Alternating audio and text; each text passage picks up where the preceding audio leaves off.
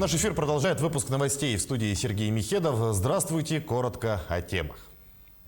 В Якутии значительно снижаются темпы заражения коронавирусом. Озвучим свежие данные. Сроки открытия сезонных автодорог сместили в некоторых районах республики. Связано это с теплой зимой. День главного документа России. На якутской телебашне зажгут праздничную иллюминацию. Въезд в Россию из 9 африканских стран и Гонконга запретили полностью. Связано это с распространением штамма коронавируса омикрон. Отменили и существовавшие ранее исключения для владельцев дипломатических паспортов и служебных виз. Распоряжение подписал премьер-министр Михаил Мишустин. Ранее в оперативном штабе заявили, что въезд в Россию иностранцев, живущих на территории Гонконга и ряда стран Юга Африки, будет ограничен. Мировым эпицентром распространения омикрон штамма является как раз Юг Африки. Наибольшее число инфицированных им выявлено в ЮАР. Новый штамм обнаружен уже в более чем 50 странах. При этом пока не зафиксировано ни одного случая смерти среди заразившихся. Между тем, в Якутии значительно снижаются темпы заражения коронавирусом. За минувшие сутки заболели 238 человек, из них 95 в Якутске. В Алданском и Мирнинском районах по 21 заражению ковидом, в Нерюнгринском районе 20, в Амгинском 12, в Тампонском 11, в Мегино-Кангаласском, Сунтарском и Хангаласском районах по 8 заболевших. Еще в 15 районах от 1 до 6 случаев заболеваний. К другим темам. Международная группа рейтинговых агентств «Раекс» представила новый ESG-ранкинг регионов России. В этом году республика поднялась с 35-й строки на 12-ю позицию. Субъекты оценивали по уровню экологических, социальных и управленческих рисков. Так, у Якутии самый большой прирост отмечается в качестве государственного управления. За год республика поднялась с 74-го на 35-е место среди субъектов России. Показатели нивелирования экологических и социальных рисков остались примерно на том же уровне, на 16-й и 11-й позициях соответственно. Напомним, ранее РАЭКС, республиканский лицей-интернат, включили в топ-300 лучших школ России, где учреждение расположилось на 56-й позиции. Сроки открытия сезонных автодорог сместили в некоторых районах Якутии из-за теплой зимы. На сегодня из 113 участков открыт 41 зимник. На ваших экранах сейчас список открытых зимних трасс с разрешенной максимальной грузоподъемностью. Осень и начало зимы были очень теплыми в центральных районах. Глобальное потепление создает большую проблему. Из-за медленного нарастания толщины льда и большого количества снежных осадков сокращается период ледостава на реках и озерах. Это приводит к переносу сроков открытия автозимников, объяснил первый заместитель министра транспорта и дорожного хозяйства республики Сергей Владимиров. В реализации проекта «Парк будущих поколений» будут сотрудничать Национальная библиотека Якутии и Республиканский ресурсный центр «Юные якутяне». Сегодня на торжественной церемонии подписали соглашение. Генеральный директор Целевого фонда будущих поколений Владимир Егоров представил общественности проект будущего парка, его архитектурное наполнение и содержание. Напомним, стратегический проект «Парк будущих поколений» реализует по поручению главы Якутии Айсена Николаева как креативное пространство для разностороннего развития детей и молодежи, активного отдыха и полезного досуга горожан. Эти два учреждения являются основными партнерами при создании парка будущих поколений.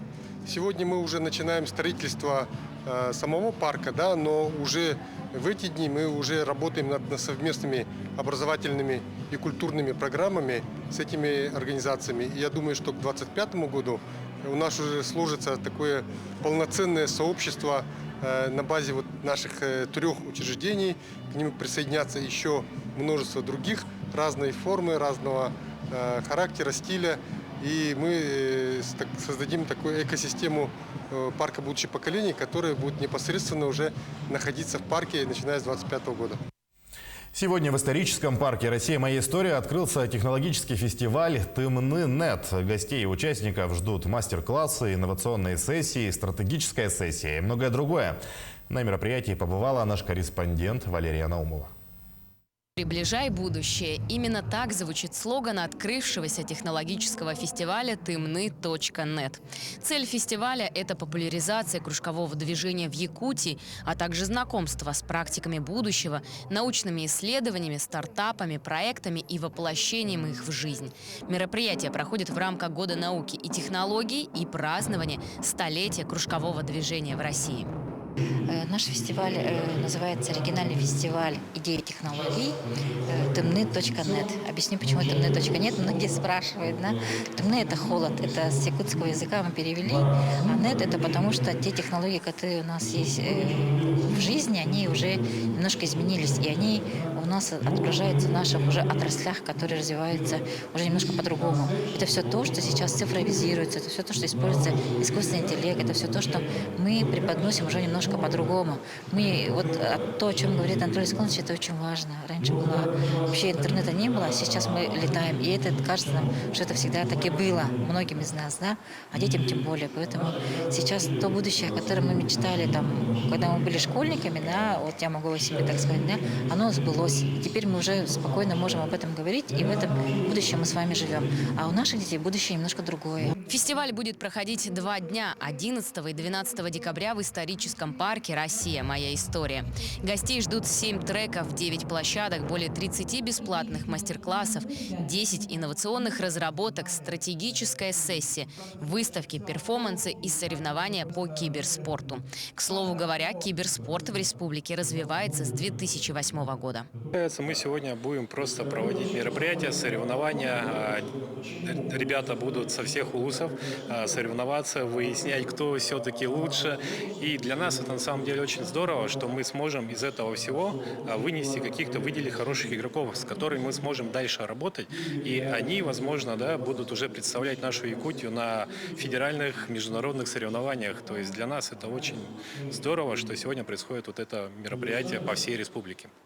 Якутский технологический фестиваль Тымны.нет проходит в гибридном формате и доступен как онлайн, так и офлайн. Все желающие могут принять участие и стать слушателями лекций о передовых технологиях. Достаточно только зарегистрироваться на сайте мероприятия. Валерия Наумова, Семен Семенов, Якутск.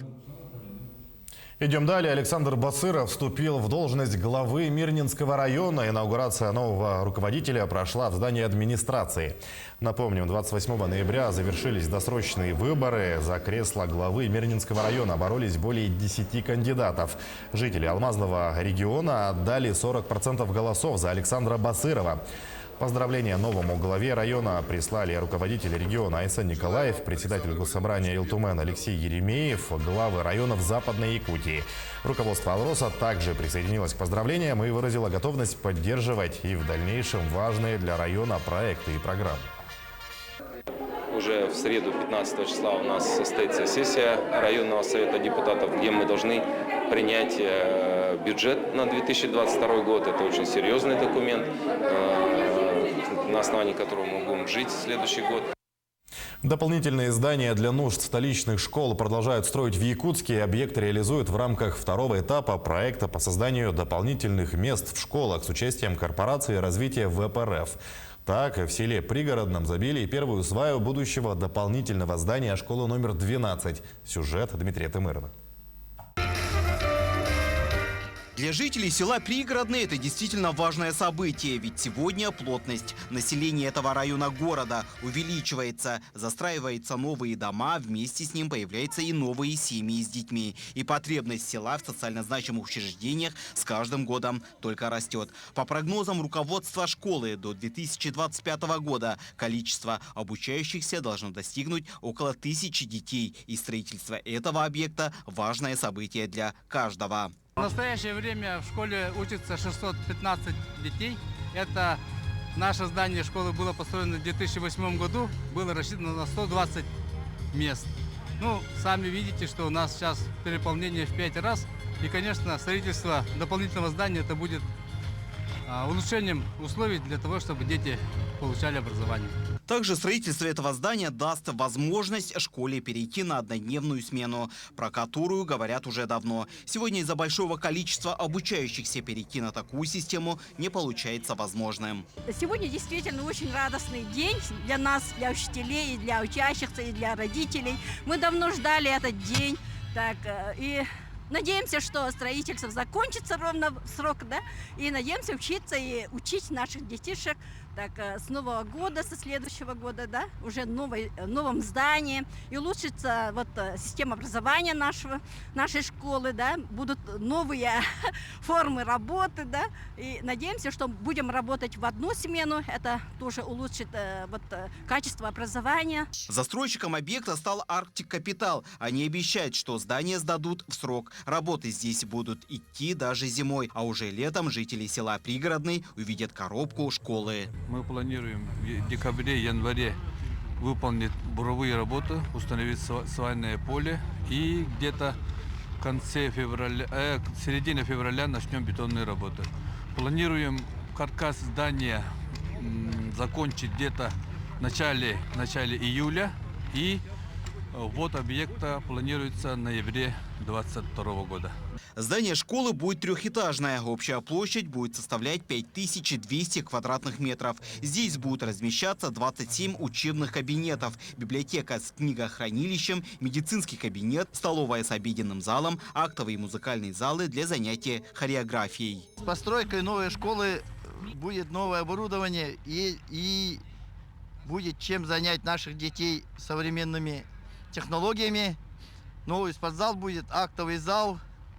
Ну и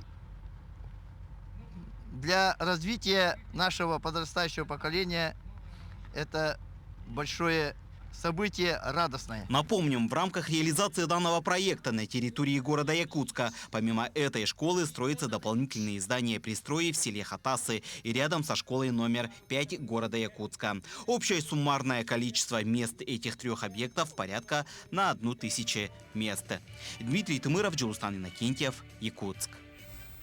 Всероссийский тест на знание Конституции можно будет написать в День Конституции России. Мероприятие организовало общественное движение «Гражданин».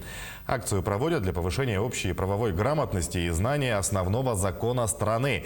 Участие является добровольным, бесплатным и доступно каждому. Пройти тест может любой желающий старше 12 лет. Вопросы и задания теста появятся в открытом доступе на сайте организатора акции «Общество «Гражданин» в разделе «Всероссийский тест на знание Конституции Российской Федерации». Кроме того, праздничную иллюминацию в цветах российского флага включат на якутской телебашне. Архитектурно-художественную подсветку телебашни в Якутске зажгут с 19 до 20:00 по якутскому времени. Также праздничная подсветка появится на башнях в Нижнем Новгороде, Воронеже, Казани, Красноярске, Челябинске, Екатеринбурге, Самаре, Грозном, Калуге и других городах. На медиафасаде Останкинской башни будут транслировать флаг России, а с наступлением сумерек включат праздничный сценарий архитектурно-художественной подсветки.